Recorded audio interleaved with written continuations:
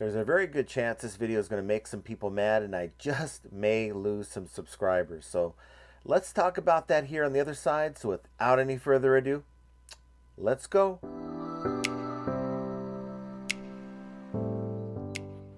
Hello everyone, welcome back to the channel. This is John with Flippin' Ain't Easy. And in today's video, I want to talk to you about something that some might feel is a bit controversial, and some might get upset at me for what I have to say. But I've done a lot of thinking about this. When you're stuck in traffic 6 hours going to California for Thanksgiving, you tend, when there's nothing to listen to, you get no reception in some spots. You tend to think about the business. This is kind of like what's on my mind all the time, the business.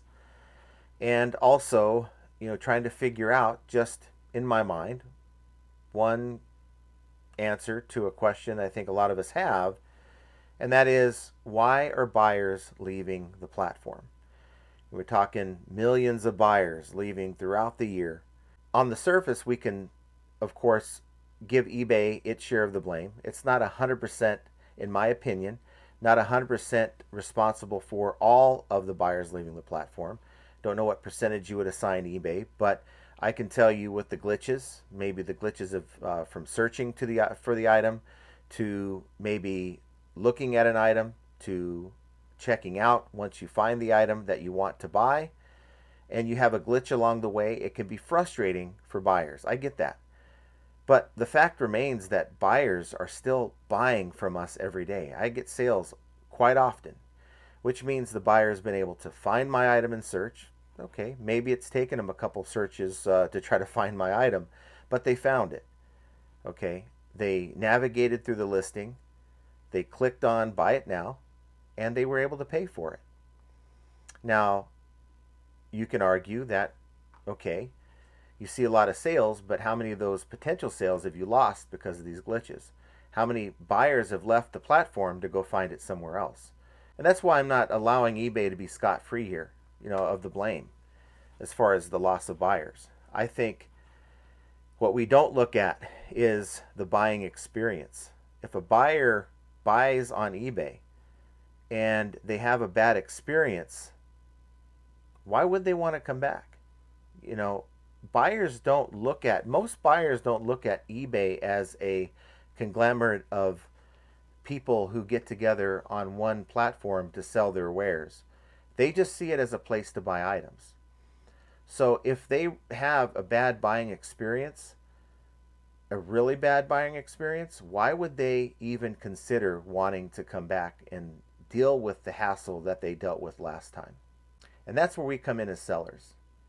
The sellers have a responsibility, and eBay holds sellers, for the most part, responsible through metrics and seller evaluations and things of that nature to give the buyers a good experience on the platform, in hopes that that will get them to come back. A good buying experience will get people to come back. A low effort, what I call a low effort buying experience, one where they don't have to go through a lot of asking questions because your listings aren't clear, one where they don't have to constantly wonder, when are you going to ship this item out? Because you may have one day handling set up, but we're on the third day and we're waiting for that item to be shipped.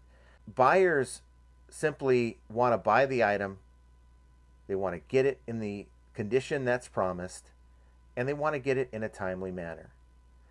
Unfortunately, there's a number of sellers out there who don't click all the boxes. Okay, and that's where I think there's a lot of denial. And I can just see it in the comments, the Power Hour comments, where even Josh Galt's comments, where he's talking about best practices when it comes to just shipping an item, and people get upset when we say you shouldn't use a cereal box. And I kind of half-heartedly joke about that, because I've never considered using a flimsy box like a cereal box to send anything in the mail. But yet you get people who get upset when you bring that kind of thing up, because they're trying to keep expenses low. I get it. As far as running a business, you want to keep expenses as low as possible, but to a certain point. And if it comes down to you're shipping an item in something like a cereal box that's not designed to be put in transit, to be put in the postal service, the postal system. Your buyer gets it. Chances are it's not going to be that same box that you sent. It may be smashed. It's probably not going to hold up very well with pounds of other boxes stacked upon it in transit. And that item shows up, chances are it's going to be, well, unless you get lucky, it's going to be damaged in some way. Now, I'm not saying you shouldn't use an Amazon box. We do it all the time. We repurpose boxes all the time. As long as they have good structural integrity where they're going to hold up in shipment, and it's not going to look like hell when they get the item. Because, see, your buyer doesn't know you. They just see you as someone from eBay. And if you, as a seller, are just disregarding the buying experience, you don't answer your emails in a timely manner, you don't really care if you throw toilet paper in for your packing materials, or you just treat buyers in a bad way, well, guess what? Your thought might be, who cares how I treat my buyers? Or who cares what I ship my items in? Well, I do. And I'll tell you why. Because your buyer, if you take care of them, guess what's going to happen? Chances are they're going to come back and they might just buy something from me. They might just buy something from the other person that's watching this video. Chances are, if you give that buyer a bad experience, they might become one of the 3 million people who left in Q3 and give none of us a chance at their business again. So I think what's lost here is that there's a lot of sellers out there who are stuck on eBay Island and don't understand that the ramifications of the way they treat a buyer, whether it's through shipping, just throw it in a box real fast, let's not even put adequate packing and material inside and just send it off, who cares, right? As long as they get it, I don't have time to answer these messages. And, just how we treat the buyer, I think, is lost on a lot of sellers. And it's a very, very big reason, now aside from eBay's problems, a very, very big reason why eBay is losing sellers on the platform.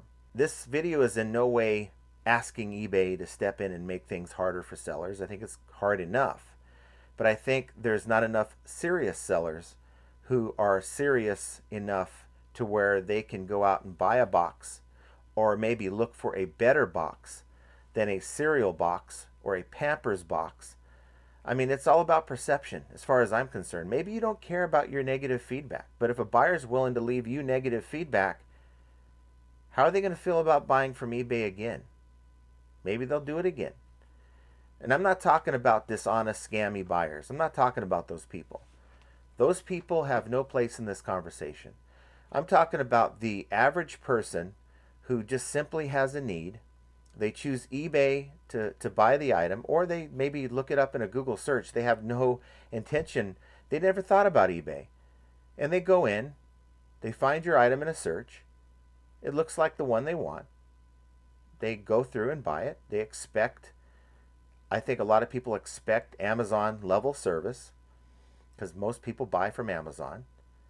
And they get something far, far different. Packaging that's all smashed to hell, lack of packing material inside, an attitude when they send you a message, or no reply at all, and then we wonder why people are leaving the platform. And so this is sort of my call to all sellers out there. And I'm not saying I'm better than anyone else, by the way, but I do follow best practices. And I do have customer service training that I've lived with for most of my adult life, and I've utilized for most of my adult life.